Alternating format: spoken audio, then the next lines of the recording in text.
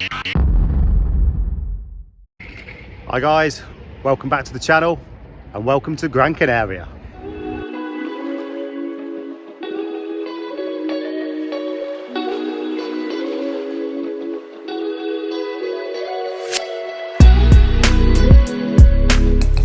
So in Puerto Rico there's no bikes to hire, and we're also doing a last minute holiday. Places have just got booked up, but there's a place about 20 clicks down the road, Mas Palomas. I spoke to a chap over there that's managed to reserve me a fairly new Yamaha Tracer 7 for a couple of days, so we can go and ride some of these mountain roads. So sit back, relax and come along for the ride. Right guys, so the plan is to ride from the south of the island straight through the centre right up to the summit of the mountain, which is about 47 kilometres, and then we're going to head over to the west side, jump on the GC 200, which is supposedly the best road in the Canary Islands. I've just picked up the bike from Pick and Pock, which is they're sort of based over here at the minute. They've only been going a year, but looks like business is good so far. They plan to add a few more bikes to their collection. We've got this Yamaha Tracer 7 here, which comes with the top box, which is great for Amy on the back. They have got a Ducati here, but they couldn't provide a top box with it for now, so it would have been a bit uncomfortable for the pillion. Also, we've got a Kawasaki and a Honda there as well. There's also a KTM. They've got a few bikes in the collection, but they just said to me that they're gonna add to that, and these sort of Yamaha Tracer 7s seems to be the favourites for the people that have hired them already. So yeah, let's get kitted up, let's get on the bike and go for that ride. So here we go, just jumping on my Ducati red Yamaha Tracer 7. It's the closest thing I could find. What a beautiful day.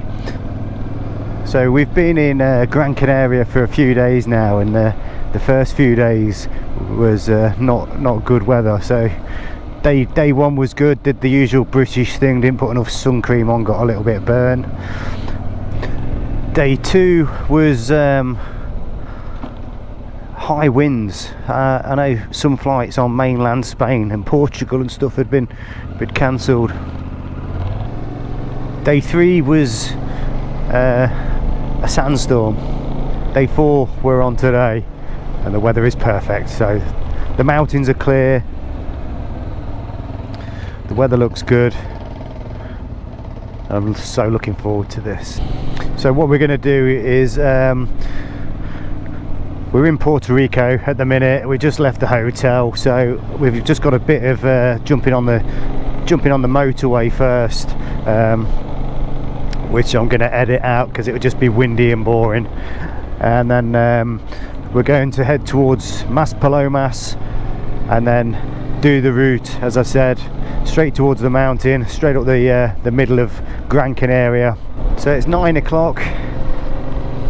The sun is shining. When you hire one of the bikes from Pick and Pock, they fill the tank up with fuel, which is just what you want. I hate it when you pick a bike up or a car and the tank's empty, you know. So you've then got that challenge of going to go and hunt a fuel station before you even set off. Whereas, so they give you a fuel tank full, you just have to take it back full. Quite a bit of wind in these tunnels.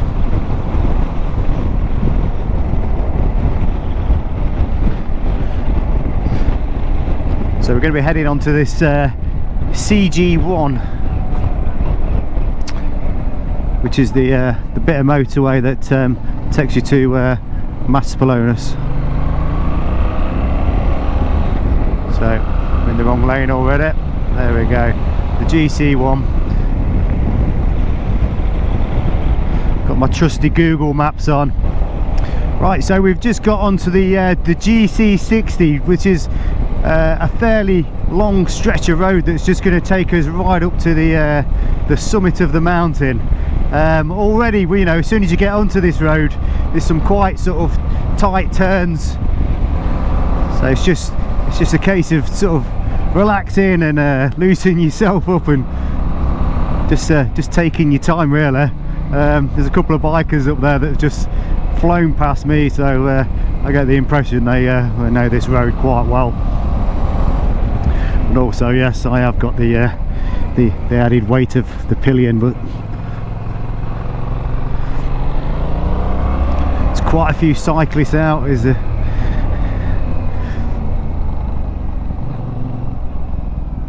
I really don't envy them, but I don't think I'd even make it up that first bit there. But I mean, you just need a bit of space on these roads. You know, for saying this is the classed as one of their main roads. It's not a motorway, but this is a main stretch of road, and yeah, it's not very wide. So when you get like this van coming down and cars, two-way traffic, sometimes you just got to swing out a little bit to bring the bike in.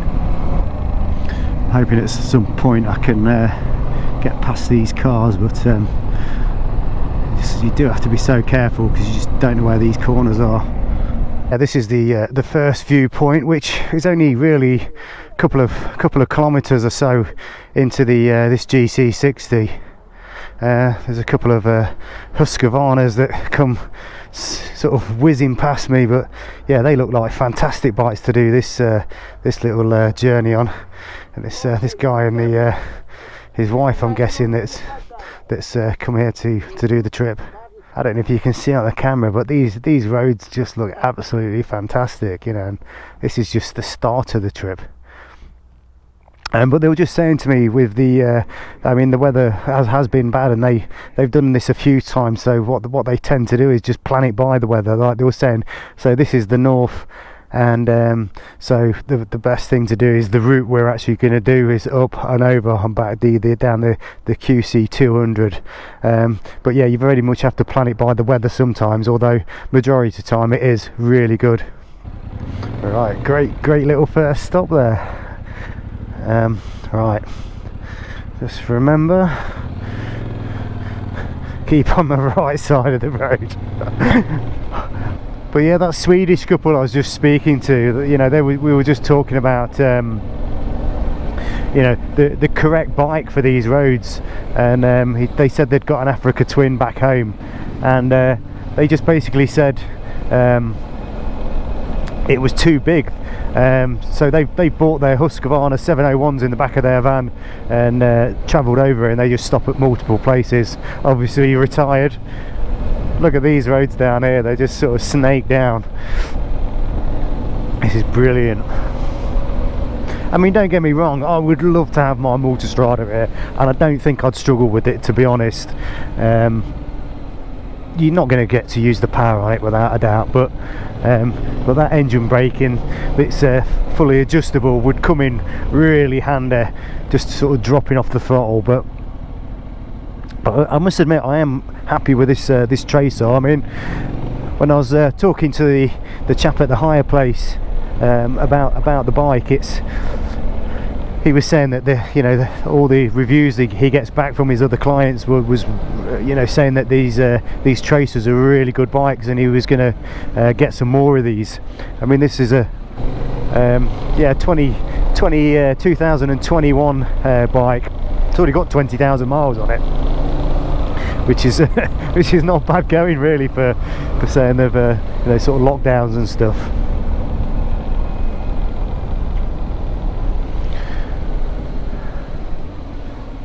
But yeah, you really don't want to be like going. I think the car drivers are waiting for me here,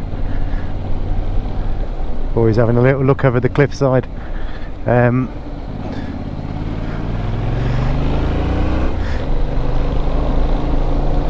Yeah, I'm not quite sure the spec on this bike, but I think it's coming in at about 67 brake horsepower, but it's really light and nimble, and there's not 1,000 buttons to press either. So that's the only problem when you rent a bike. Like, I don't know if anybody's watched my Tenerife on the Honda Africa Twin. I mean, great bike, but there were some challenging bits. and I did feel the bike was a bit too weighty at some parts of it. There was a couple of really steep inclines where you're trying to sort of navigate round, and they were becoming really challenging. I was getting to the point where I thought I was going to drop the bike. So yeah, this Tracer 7, I think it's the MT-07 engine in it, and yeah, really light. But like I said, there's not 1,000 controls on it to keep pressing buttons and figuring things out. In suspension, you just basically jump on and ride it.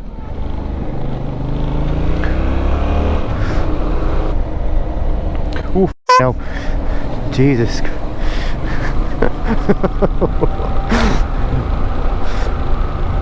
I've got to concentrate. It's so nice when you get when you're coming on the downside and you've got a bit of view, and you can see if there's any cars coming the other way.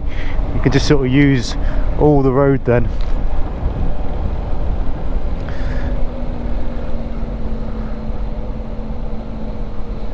Looks beautiful. The landscape just changes all the time, doesn't it, with the palm trees, and the next minute it looks like the moon. It's beautiful. The cars sort of spin out for the cyclist, so you do have to be sort of try and judge that in with the overtake. Look at this guy here, he's on a mountain bike. Wow. But then again, he is on a mountain, so you know. I'm not sure. See, maybe rolling down on the mountain bike would be absolutely fine, but pedalling up on one with them knobbly tyres. Here we go. So we've got a bit of an opportunity here.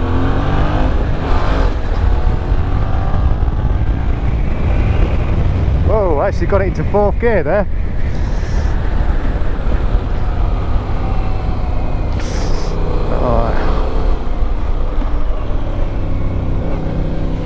Alright, let's lean in. A nice hairpin turn and accelerate. Look at this old Mercedes, look. Freddie Dobbs would love that. He'd be all over it. Some old boy driving it. It's got a little flat cap on. It's probably as old as the car. So they didn't put these barriers until the 70s, and you know, that's just unbelievable, really, because there's so many people would just go over the edge. But you could still go over the edge. The bike would probably stay on the road and you'd just go over the edge. And then occasionally you get to these little villages here. Yeah, very picturesque.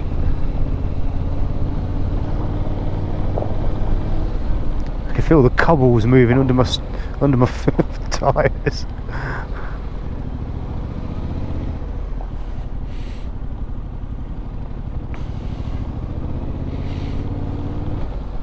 Sometimes when you get to these these little towns with these little nicely paved streets, you sort of wonder if you're allowed to ride through them, but you obviously are. So yeah, there's some horrendous car hire drivers up here. Really, they're too busy videoing out the window, and then I've just whizzed around the outside of the mountain, and there's this old boy in the Mercedes. Is obviously knew a shortcut. So look at him go. So yeah, me and Amy both bought all our motorcycle gear out this time. So we've actually got our Kevlar jeans on. We've got our Dainese summer boots, sort of ankle boots, and I've got my Alpine Star air jacket. If you've not got one of these air jackets, they are absolutely fantastic when it's hot, but when it's not hot or you're getting up a mountain, you will need something underneath. So I've put my hoodie under the jacket, and yeah, it's a little bit cool, but I wouldn't say I'm cold. But yeah, the jackets are great on a hot day, but if you've got a coolish day and the temperature's not going to be rising, then yeah, you don't want it on. But then again, I am a little bit of a wimp when it comes to the cold weather. Right, so we're going to be turning right on the GC 600. So this is going to take us to the summit. So yeah, once again we're going up another level.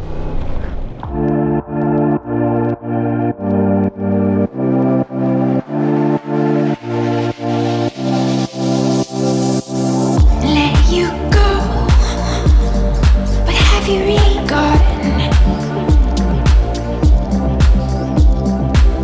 Time moves slow. What are we waiting on? I keep your blood on my shelf, let it run. I worship the ground you're on.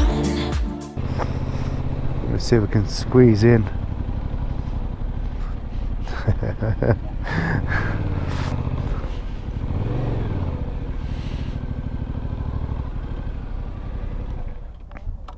think she thought I was going to run her over.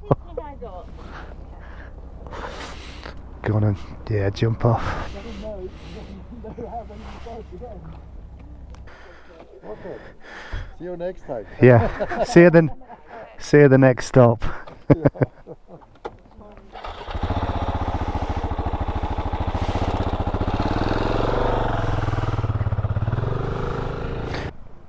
You can just see in the background that mist looks spectacular rolling over the mountain top,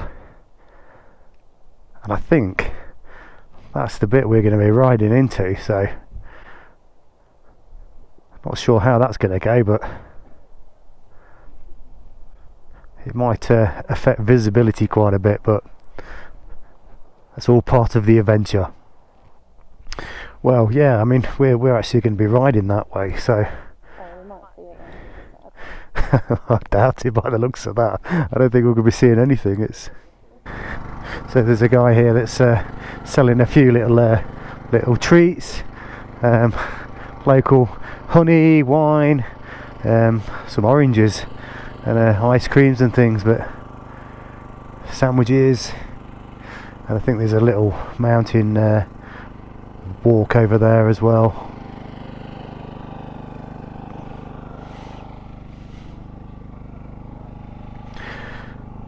I mean, it's just spectacular scenery. It's really green as well, very, very similar to Tenerife, and I'm sure it's at something like half the altitude of Tenerife. We'll find out a few little facts when we get to the top. Some more bikers on the CB 500X.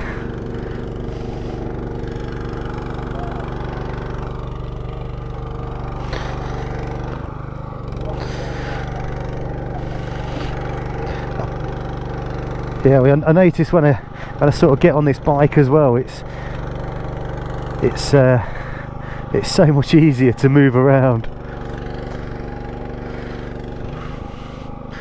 Just get off the cobbles. There we go. So onwards and upwards. Right, let's get on the right hand side of the road. So watch out for the tourists, as we are also. One thing I've not done is my my helmet up, so let me just quickly do that. I always tend to do that as well, you know.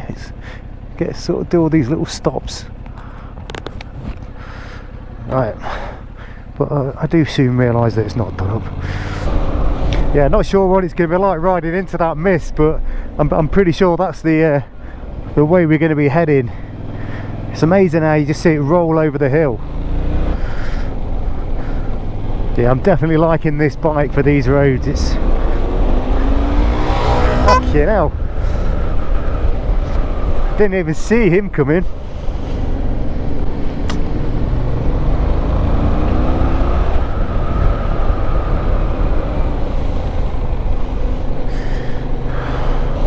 Occasionally you just ride through these pine tree forestry type roads, and it's very scenic.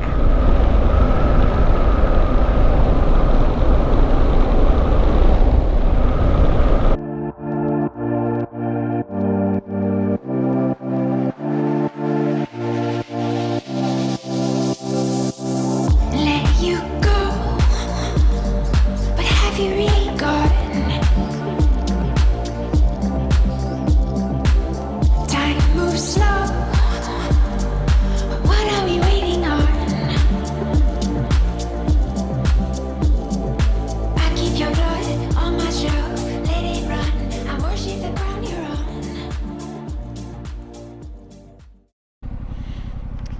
Right, yeah, I mean, look at that for a view.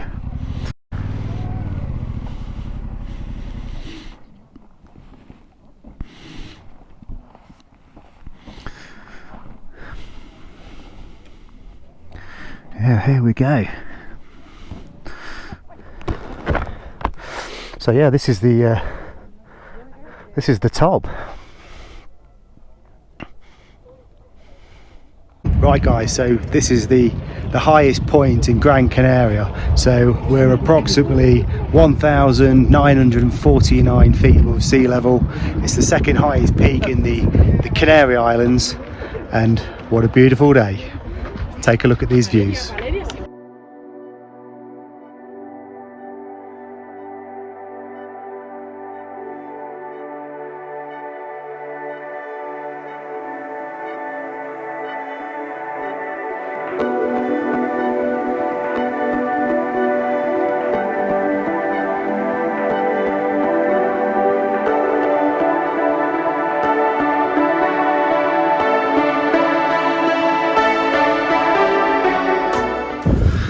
So that ball dome over there is from the military base. It's one of their radars. It's got a perimeter fence just here that you're not allowed to go in. And you probably can't see, let me see if I can zoom in, but the mountain right in the background there is that's El Teide from Tenerife, where you've watched one of my previous videos. We featured the Honda Africa Twin in that vlog.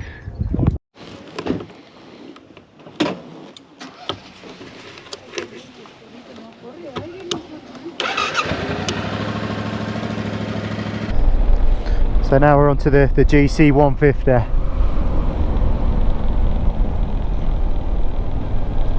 Where we're going to be heading into this mountain mist by the looks of it.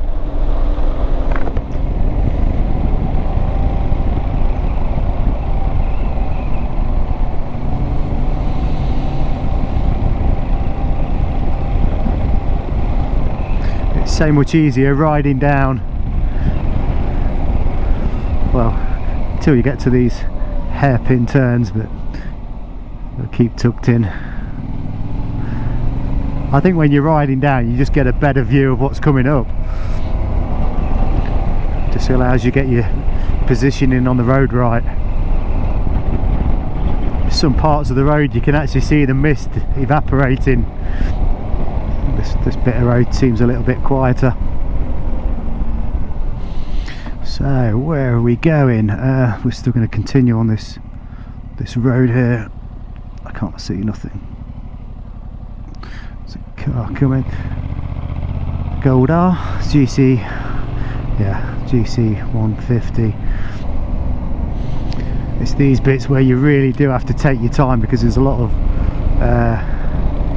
sort of tree debris and leaves, and the ground's wet with the mist.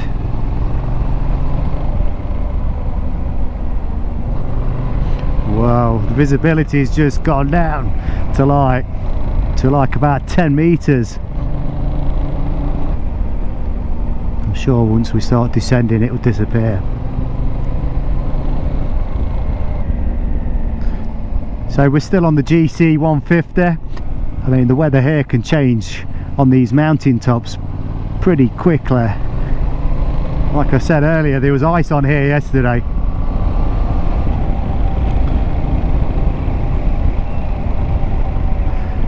and down at sea level it's sort of 25 degrees today. Right, and now we're just going to turn onto the GC 220. Certainly a bit quieter on the roads on this side. I think they all just want to head up to that mountain viewpoint.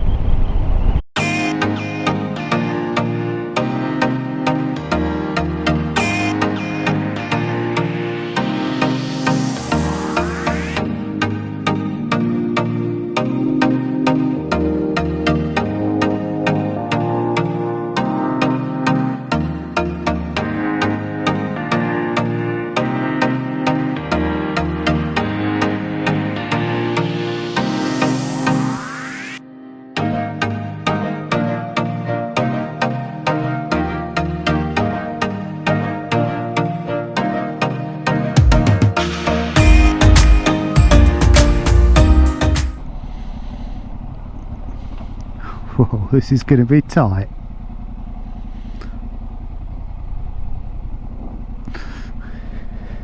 Yeah, you would not make that corner there. Okay. This is where you end up on the other side of the road.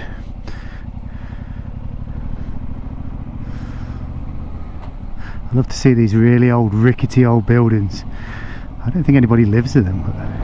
Right, so we've just had to jump on one of the main roads, the GC2, just for a short distance, which will take us onto the GC 200. So yeah, you can see on the roundabout there, GC 200.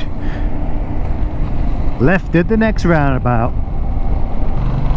Right, let's see if we can get past this car.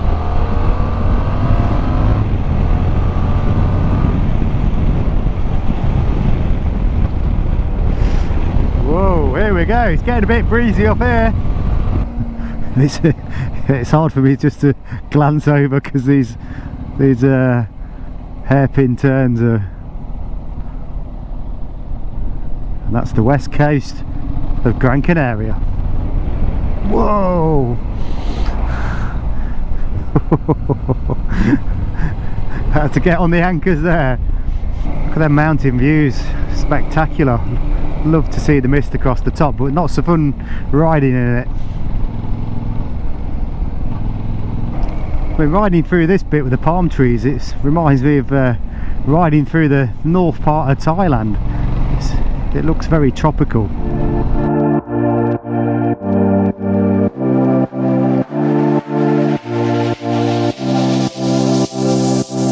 Let you go, but have you really gotten? Time moves slow. What are we waiting on? I keep your blood on my shelf, let it run. I worship the ground you're on. Now that you're gone and we've fallen out, I can't stop thinking you're all I go on about. I've just realised why this road is so quiet is because it's shut. Which is a bit crazy. It doesn't tell you on Google Maps or anything, but yeah, this is like proper shut. This is right. So we did hit a bit of a problem. So we got so far down the 200 and then it was literally just a dead end. There was like a barrier across the road, no signage. I'm guessing there's been some sort of sort of avalanche that's closed the road off, but it doesn't tell you till about sort of 5-6 mile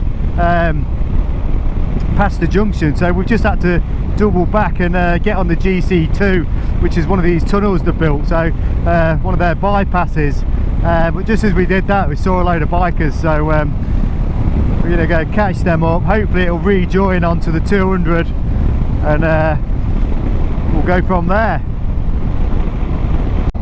Right guys, so yeah, we're back on the GC 200. So yeah, there's a bit of road there, like I said, that just comes to an end. It's still worth riding up because you've just got the whole thing to yourself. Although why they didn't put the barrier at the start of the bit rather than miles into it, but I'm guessing they're planning on doing the repair and getting it reopened. But it's not took too much out of the route, to be honest. Yeah, so Amy thinks that we're going to end up on the other side of the closed bit of mountain. I think we've just bypassed it, that's all. Let's pull up. Very nice 690 KTM there, and another KTM, and another KTM. It's the KTM convention. We'll just destroy their picture with the Yamaha. Right, so Amy was right. We're basically on the other side of the closed mountain. So this side, well, it's actually got a T sign there saying it's a dead end, whereas on before it didn't. So basically we've just done a sort of big loop round, come back up. But sometimes getting lost is a good thing. There's a few bikers all on the same KTMs. There's a little man that does some nice coffee and cake. It's about €15 a slice, so he's obviously capitalising on his little spot there. But yeah, another great viewpoint up here.